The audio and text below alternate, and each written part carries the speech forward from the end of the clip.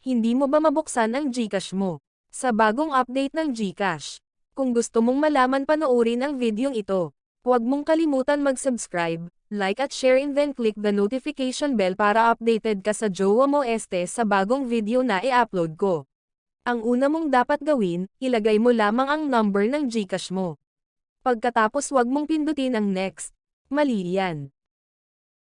Ang dapat mong gawin, huwag mong hayaan na mag-automatic na maglagay ng OTP. Mas maganda na ikaw mismo ang maglagay.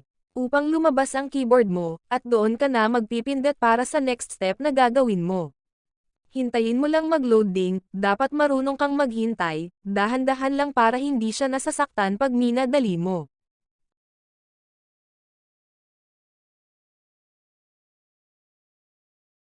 Pagkatapos dyan ka na mapupunta, di ba ang dali lang? Sana nakatulong sa'yo, sana may palubag loob ka din, aasa ako, salamat.